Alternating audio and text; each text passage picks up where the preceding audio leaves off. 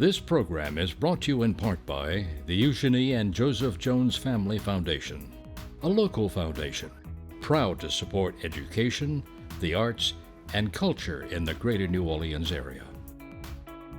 Informed Sources is made possible in part by Susie and Pierre G. Villery. Quiet on the set.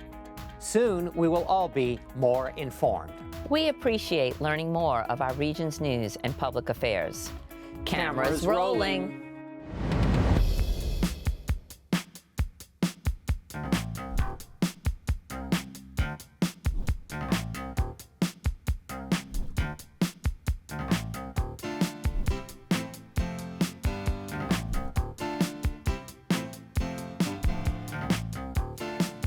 Hello, I'm Marcia Cavanaugh. Thanks so much for joining us.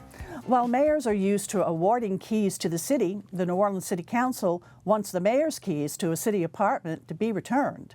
In Baton Rouge, the doors to the legislative chambers will be opening again soon for the annual legislative session, which this year follows shortly after a recently adjourned special session. We'll look at what we learned from the past session and what to expect from the one ahead. For the New Orleans Police, the future might include a new headquarters location where, among the many issues faced, will be the emergence of Troop Nola and the latest on a consent decree.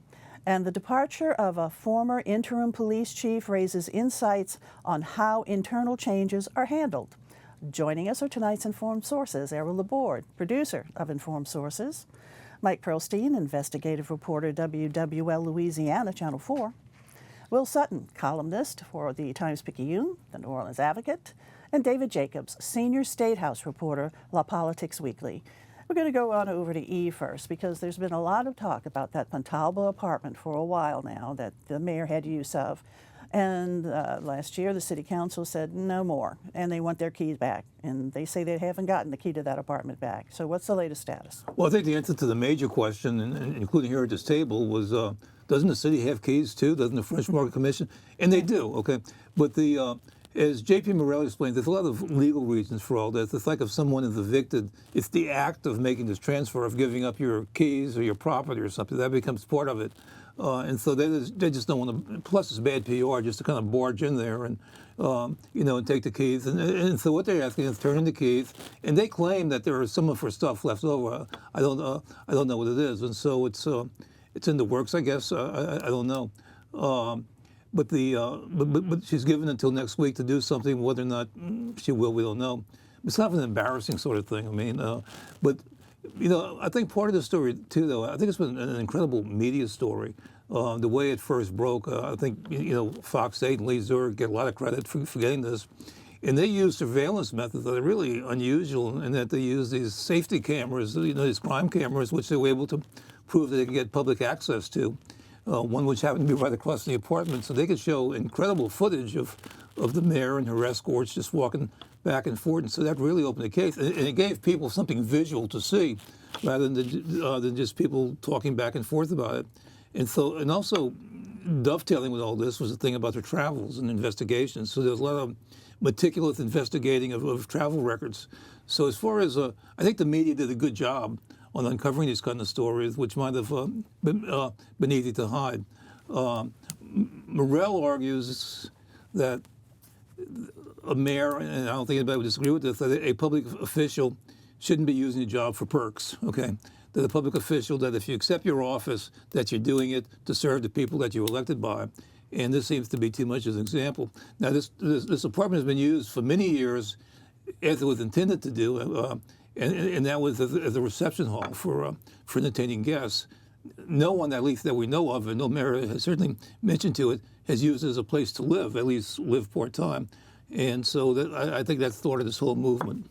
I remember when that story first broke, and they were everyone was able to show the mayor was spending the night there, and the council took that up, and there was a compromise which prohibited any mayor, from using the apartment overnight. Yeah. And then LaToya Cantrell promptly during the Essence Festival did have overnight stays. That was the last straw, which has now put us in the predicament that the city is in. Mm-hmm. So I was just going to ask, officially the council position is what? Have they actually evicted the mayor from that? Is that happening? Well, that's a court proceeding, and if the mayor doesn't surrender the key in a certain amount of time, they will go and start the process of eviction proceedings. But what would ultimately happen if it gets to the point, the French Court Commission is waiting to get a signal from the council. Can we go ahead and do this? And once they get that signal, what's supposed to happen is that the constable's office can go in there and just make the changes and put things out. Conceivably, they could get belongings and put it out on the street corner if they want to, because a lot of times that happens when you evict people. I don't think they could do that, but they're waiting for that signal. And then what they want to do is put it back in commerce, and if they can give like $3,000 a month for that, and so that's a lot of income that's being lost. And right now, nothing's happening. Okay, but the mayor says that she's not been back there at all. Well, Right, and Morrell said change the locks. So even if you turn in a key, you can have other keys. but to be clear, a key does exist somewhere in somebody's possession, right? Think about if you were a landlord and somebody, left the apartment that you own. You want the key back before you start renting it to somebody else. You don't want a key floating around that could be used, by somebody else. And J.P. Morrell said on radio this morning that if they get the key back, ultimately she can have the key in return. They don't need the key. She keeps the souvenir she wants, but she needs to go through that gesture of surrendering the key. Okay. Well, hopefully that key will get to where it needs to be. All right, thanks a lot, E. Mike, over to you. NOPD is looking at moving for its headquarters. It's a little beyond that. Staying in the city. No, they are not looking. They are moving. It's going to be in 1615 Poydras. Used to be known as the Freeport McMoran building. More recently, the major tenant is DXC Technology, right across from the Superdome on Poydras. What is interesting about this is it's quietly been in the works for several months. Both the poor conditions at the existing headquarters on 715 South Broad and with a new police chief, she strongly pushed for, moving to a different headquarters. And so quietly behind the scenes, they did work out a lease arrangement. The fine print still to be negotiated and signed, but it started with an item on the agenda at City Council to begin the lease proceedings. So it is happening, and it will be 2 full floors of that high rise. I think it's a 23-story high rise, for which the NOPD headquarters will be on the 16th and 17th floor. And it was really just a welcome move all around the city, the police department, the new owner of that building, about 50% vacant, will be able to fill some floors. And the interesting part about the move is they're jumping into this very quickly, although finding a space has been in negotiations for a while. But they haven't really worked out all of the details. They don't know where people are going to park. Well, that's kind of an issue, isn't it? A pretty important it's one. not, kind of a... Hope no police give them a ticket. That's right. Yeah, I mean, there's no parking on the street. Now, the building has its own parking garage, kind of smallish, and there are obviously some other tenants. Then there's a lot of parking available right across the street at the Superdome. And it looks like that might be what they're angling to use, is the parking across the street. Now, mind you, this isn't like one of the district stations where officers maybe need to rush out to a crime scene or calls for service. This is the superintendent's office, the Management Services Bureau. The one thing that will be interesting to the public is headquarters has always housed the records room, including the place where citizens go to get police reports, most commonly an accident report that they may need for insurance purposes, and they go to that first floor,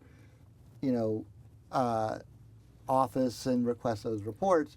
Now that would presumably be relocated to the 16th or 17th floor of a high-rise, and the logistics... And they too would have to park. That's right. So the logistics of the public now having to find a place to park on Poydras in the CBD, making it up 16. It's not always easy to park around where it is right now, too. Yeah, I mean, the police headquarters, while it's, not full of a bunch of parking, there's a lot across the street, and people can, almost always find a spot to pop in and get a police report on the first floor of the... I know this is going to be much more comfortable for them. Does it make economic sense to do this? What is a 10-year Well, lease? here are the numbers we got from CAO Gilbert Montano. The problems at the existing headquarters, which has been around since like '68, I believe, in recent years, it's really fallen apart. There's been a lot of maintenance issues and a lot of deferred maintenance that have led to the air conditioning breaking down, which happened over last summer, forcing some of those offices to vacate the building to other police districts temporarily for months at a time. Yeah. So the price tag on fixing the HVAC alone was pegged at $6 million, where the first year of this move, which is the lease, a parking lease, and outfitting the high-rise with all the necessary phone and computer lines, is about $1 million. So $1 million for that first year to move in versus $6 million to fix, at the bare minimum, the air conditioning, much less. I don't know who's been in that building around this table, but when's the last time you used that second elevator? It's been out for years. I don't think it's worked For years. quite some time. I've been in there when both elevators are out, the one that's been out forever, and then the one that breaks down from time to time, and you're walking 5 stories up to the chief's office or the public information press conference office. I wonder what happened, like going back to the late 50s or 60s, there was a whole bunch of new buildings that were built, City Hall, Civil Courts building, library, police station, and they were all kind of like these modern style. And somebody would pass by right now and say, hey, look at these, man, that's some nice modern buildings here. And they were all dumps. So, ultimately, it was the same complaints. It was always, the elevators were always a thing, okay? Leaky ceilings, leaky roofs, anything that can leak. Why was there such bad architecture during that period of time? Well, a lack of maintenance has a lot to do with that. And if you look at that sort of a criminal justice corridor, the building that housed civil court and traffic court has been shuttered and under some kind of repair for a couple years. Now they're going to be vacating police headquarters. Yeah. Right across from that is with the old parish prison. That's on the back of Tulane and Broad Courthouse, but that hasn't been used since Katrina. So it's becoming almost sort of like a vacated, old, what used to be a vibrant criminal justice corridor. Sort of right in the heart of town. And here, just stay tuned for some coming attractions. There's now talk about the district attorney, who's on South White, right around the corner. He wants a new space in similar issues, an older building that hasn't always been maintained. And that's going to be up for another discussion because we're running out of time on this one, But the idea was to sort of have all those buildings together and, to have the ease and convenience. But we'll see how it all works out down the line. All right, Mike, thanks a lot. Okay, David, on over to you. And the legislative session, which the regular session begins this Monday on the heels of 2 special sessions so far. So what can we anticipate with this regular session after having come through these sessions, these 2 special sessions, and see, we saw what happened in those special sessions? More of the same? It's going to be a little more complicated for the governor to get his agenda through. When you look at the crime session, those bills are just flying. I talked to one advocate where he said he'd never seen legislation of that consequence move at that speed. In a regular session, it's a much different animal. There's going to be hundreds of bills flying around. The governor is going to have to pick and choose where he's going to spend that political capital. Now, he's got a lot of it. He's in the honeymoon phase. He's got a GOP supermajority. They're pretty simpatico on most things. So you would expect the governor to get his way for the most part. But we did see some little hints of independence from the legislature, particularly in the redistricting session, where they watered down his closed primary proposal. The Senate shot down his preferred map to reapportion the Supreme Court. That's going to have to happen in the regular session now, by the way. So we've seen some little cracks in the facade, and it'll be interesting to see if any of that widens out during the regular session. We've seen a bit of independence from the Senate. Senate President Cameron Henry is someone to watch in the session to come. I think, education is going to be a big theme, economic development, and of course insurance. Education, I understand that the governor is going to be actively involved. We can expect to see the business lobby is pushing for what are known as education savings accounts. Essentially, it allows you to spend public dollars on private education. That could be a little bit complicated, and it could be a little bit, that might not be as much of a partisan issue as people think. I think there are some Democrats that are okay with that, whereas there are also some Republicans who might be a little bit wary of it. So it'll be interesting to see how that plays out. We might actually see a little bipartisanship there that we haven't seen much of.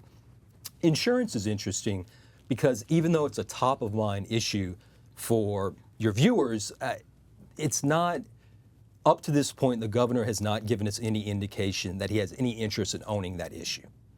So Commissioner of Insurance Tim Temple is going to be kind of front and center there. And Temple, his view is that basically we need to make it easier to do business here. You know, if you make it easier to do business here, more insurance companies will come in, and that'll benefit the consumer ultimately. His argument is that some of the rules, like for example, we have a 3-year rule where if you pay your premiums for 3 years, they can't drop you. That's supposed to be a consumer protection issue, but Temple's argument is that the companies don't like that, so they don't come here, so ultimately it hurts the consumer. But that's going to be hard in an environment when people aren't exactly very happy with their insurance company. It's going to be a hard sell for some of these guys. Yeah, and everybody's holding their breath for their next premium bill, you know, to see what that's going to be. And yes, it's certainly extremely important, but it's a really complex issue. So I could see where the governor would like to just say he's in charge of that one, right? Yeah, exactly. And do you think that we'll be revisiting some of the bills that made it out of the crime session, like the concealed carry? Because there is legislation, I think, that's been filed already regarding Orleans Parish and that. Right. And it's going to be, having some exceptions to that is going to be a tough sell for a lot of these guys.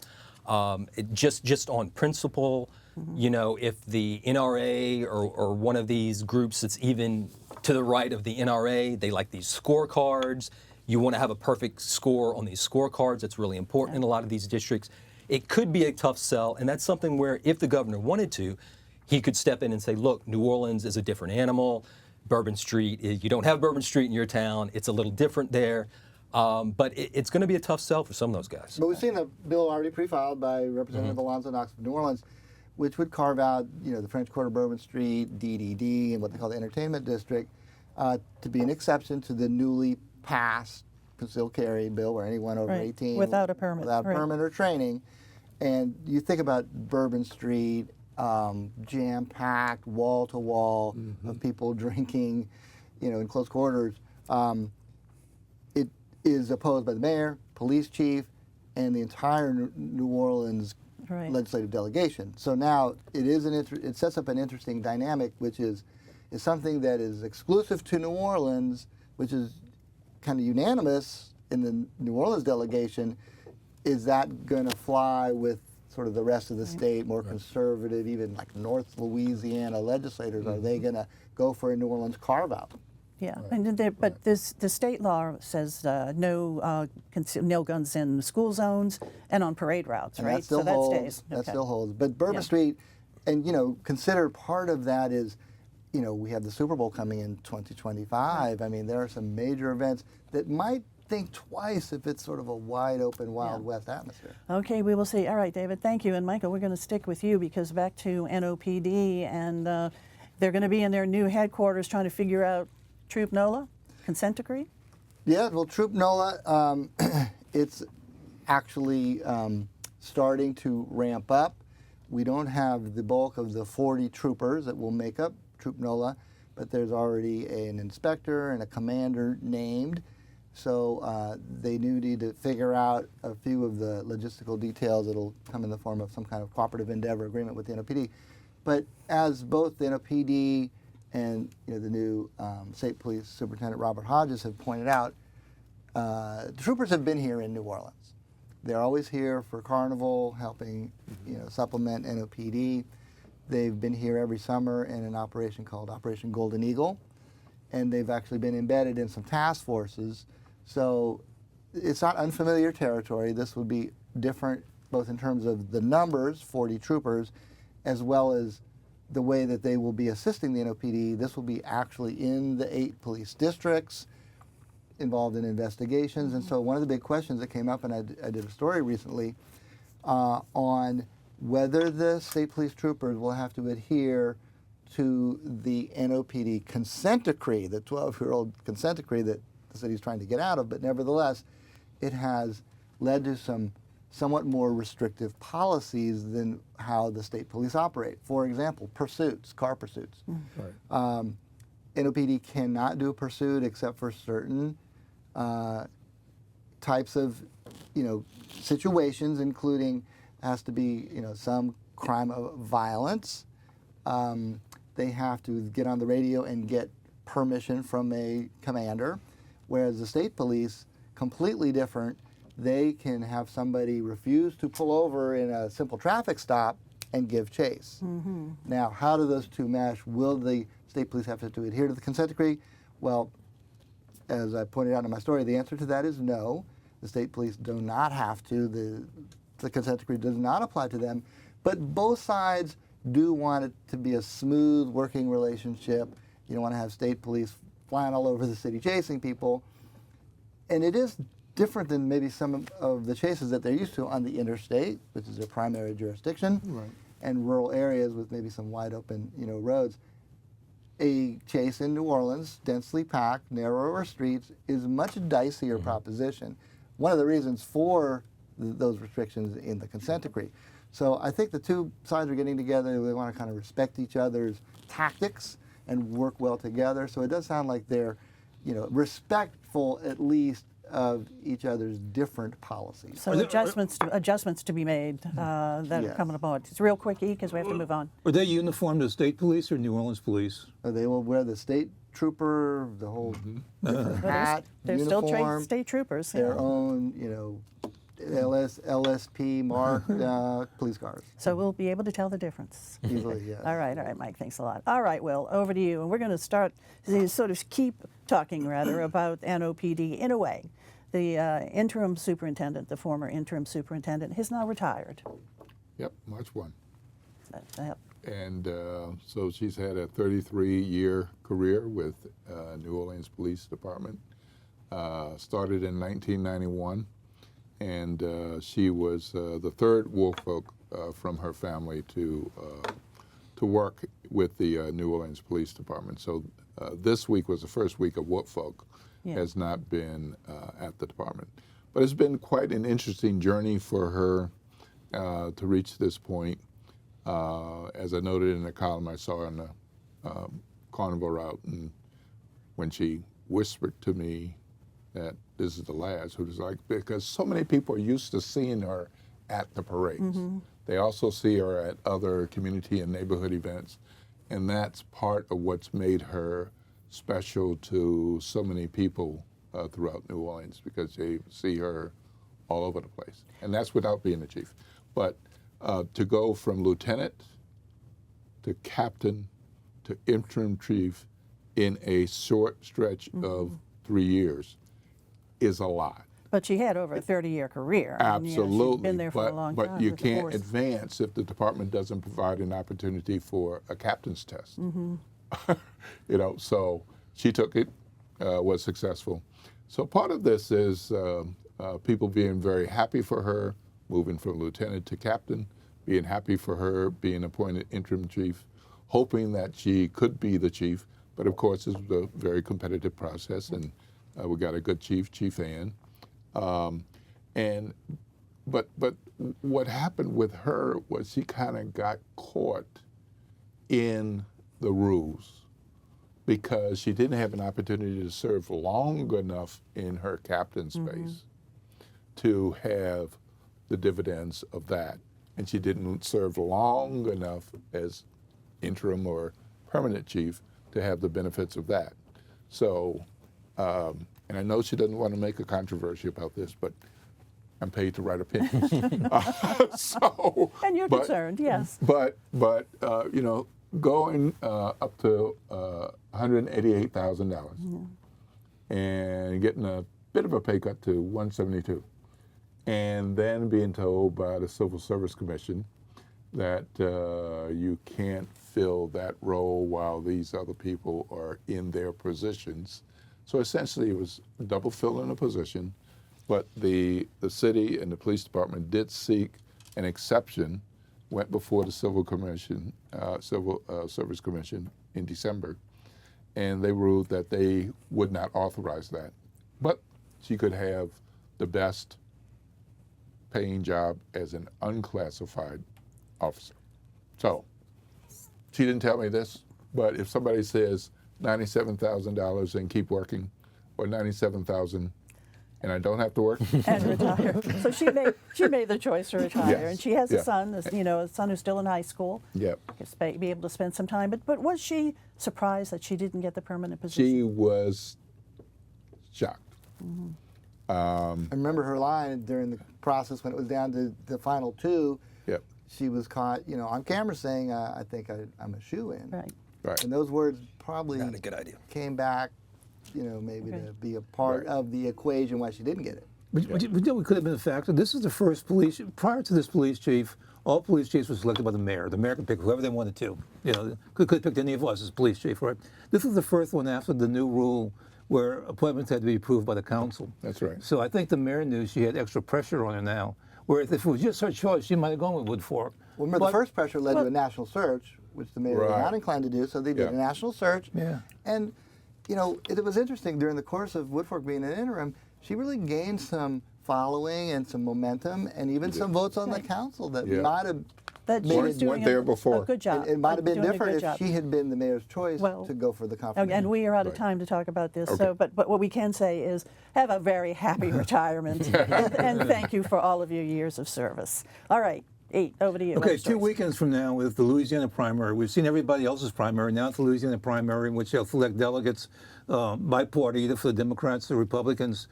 I don't want to be a spoiler, but I got inside sources from the election bureau here that the winners are going to be Biden and Trump. In their You think so? Going out on a limb there, right? in their respective parties. Okay, all right. We'll be looking for that. Mike, over to you.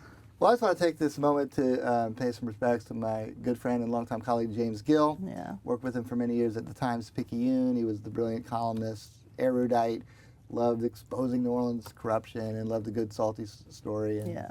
his columns has famously sent people racing for the dictionary. But on another sort of side of him, he had all kinds of other passions and loves. One being horse racing, for which he wrote, I think, 2 books. And the other, which is where I got to know him personally as a really great friend, is at the poker table. He would be the host of our Times-Picayune poker games. So there's a memorial for him tomorrow, and I know he will be honored in the fine fashion suitable for a really journalistic line in this community. Probably never to be replaced. One of a kind. He was one of a definitely. kind. No. All right, well, real quick for you. Okay, so big deal. We are hosting the NFL Super Bowl next year. There's so much work that has to be done going into that. The NFL is going to bank millions, but there's an opportunity for some local businesses to get a slice of that. The NFL has made, I think, a very smart decision in diversifying their supplier pool, but the businesses have to be ready to go. And there are a lot of places where you can get the information, but Super Bowl 59 suppliers is a good spot to start. All righty, very good. David, over to you, real quick.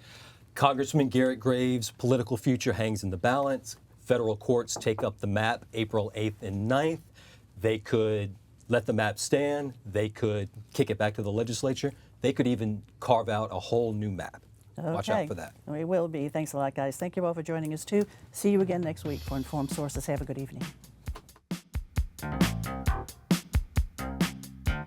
Informed Sources is made possible in part by Susie and Pierre G. Villery. Public television is our passion.